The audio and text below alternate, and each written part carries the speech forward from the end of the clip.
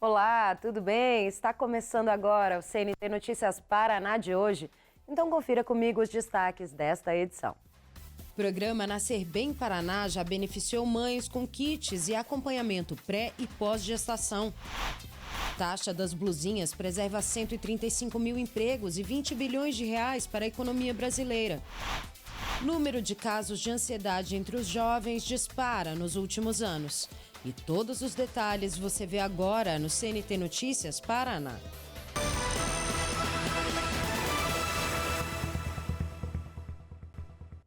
Um programa do governo do Paraná está ajudando mães em situação de vulnerabilidade com itens básicos para os primeiros meses do bebê e também com acompanhamento de saúde e assistência social.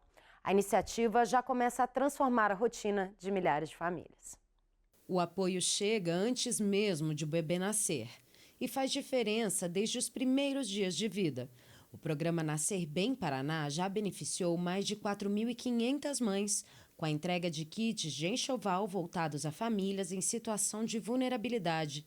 Garantir dignidade para uma mãe, garantir dignidade para um recém-nascido e crianças até 1 ano de idade. São itens essenciais como roupas, produtos de higiene e até carrinho, que ajudam a garantir mais conforto para o bebê e tranquilidade para a mãe. Tenho 2 casal e agora tá vindo os 2 meninos. Um vai ser Henry Manuel e o outro Ravi Miguel. Que eu peguei um kit, né, por pessoa, né, no caso. Como é 2, daí agora eles estão esperando eles entrarem em contato, né, comigo para poder pegar o outro kit para o outro bebê. Mas o programa vai além da entrega de materiais. O Nascer Bem Paraná também acompanha gestantes a partir da 28ª semana, além de mães no pós-parto e crianças nos primeiros anos de vida. Com 7 meses eu já coloquei ela no Nascer Bem Paraná. Vem uma bolsa, um trocador, brinquedos e roupas. Termômetro, vem tudo que é necessário para um recém-nascido mesmo. Com o acompanhamento das equipes, Heloísa recebeu orientação, visitas e apoio contínuo, que seguem mesmo depois do nascimento da filha. E além dos cuidados com o bebê, ela também recebe orientações importantes para o desenvolvimento dos outros filhos. Atualmente, o programa é uma das principais ações do Estado voltadas à primeira infância. O investimento é de 10 milhões de reais, com a previsão de entrega de 16 mil kits em mais de 200 municípios. Para participar, é preciso estar com o pré-natal em dia, inscrita no CAD único e com a vacinação atualizada. Uma iniciativa que une cuidado, dignidade e apoio desde o começo da vida. E depois do intervalo, a taxa das blusinhas, que preserva empregos e bilhões de reais para a economia brasileira, segundo os cálculos da Confederação Nacional da Indústria.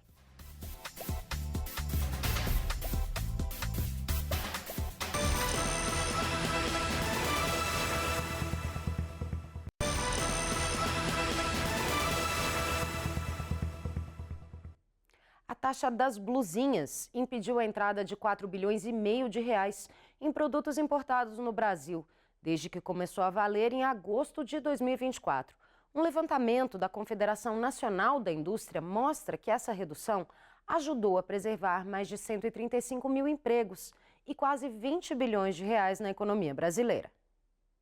O levantamento identificou os efeitos da incidência do imposto de importação de 20% sobre compras internacionais de até $50.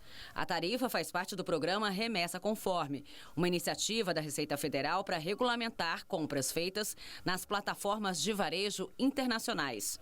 A iniciativa inibiu a importação de produtos de pequeno valor, deslocou o eixo do controle de importações para o momento da venda, exigindo das plataformas internacionais cadastradas um fornecimento prévio de informações e recolhimento do ICMS e do imposto de importação no ato da compra, para reduzir as fraudes. Não é uma questão de tributar o consumidor, é uma questão mais sistêmica que envolve toda a economia brasileira.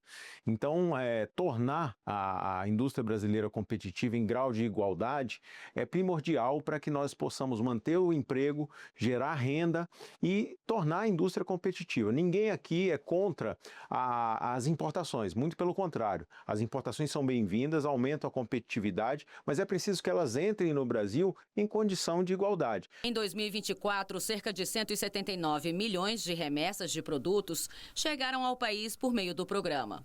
No ano passado, em 2025, o número caiu 159 milhões, retração de 10,9%. Segundo a projeção da CNI, 205 milhões e 900 mil pacotes entrariam no Brasil no ano passado sem a taxa da blusinha, o que representaria 46 milhões e 300 mil unidades a mais do que o registrado. Além disso, o valor médio das remessas que entraram no país pelo programa foi de R$ 96,88. O empresário brasileiro ele é tributado, paga PIS, COFINS, ICMS, IPI, e nós precisamos que as empresas que mandam seus produtos para cá tenham minimamente a mesma condição de competitividade. Há uma grande expectativa em torno da melhoria do ambiente tributário no Brasil a partir da implementação da reforma tributária. Ou seja, quanto mais igualdade existir na questão tributária, menos imposto vai se pagar, não só as empresas, mas também o consumidor. Então, o ideal é que essa carga tributária fosse menor. Mas enquanto isso não acontece, é preciso criar essa condição de isonomia e igualdade. Considerando a diferença entre o volume projetado pela CNI e o registrado, e ainda o valor médio das remessas em 2025, o imposto de importação reduziu em 4 bilhões e meio de reais o valor das compras no exterior, contribuindo para a manutenção de 135.800 empregos e de 19 bilhões e 700 milhões de reais na economia brasileira. A arrecadação federal com o tributo saltou de 1 bilhão e 400 milhões de reais em 2024 para 3 bilhões e meio de reais em 2025, o primeiro ano completo de vigência da taxa. Ou seja, na situação fiscal que o governo se encontra, isso é positivo para reduzir o déficit fiscal, ou seja, isso se converte em uma agenda positiva quando se olha a questão fiscal brasileira também. Até agosto de 2024, as encomendas de até $50 enviadas de pessoa física para pessoa física eram isentas do imposto de importação. Mas diante de algumas práticas de subfaturamento, adulteração de documentação fiscal e fracionamento de encomendas para enquadrar as vendas de pessoas jurídicas como se fossem pessoas físicas, houve a necessidade da mudança.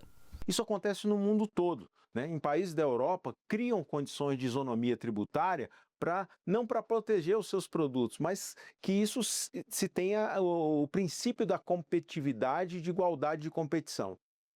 E no próximo bloco, pesquisas apontam que o uso excessivo das redes sociais é um fator de risco para a saúde mental de jovens e crianças.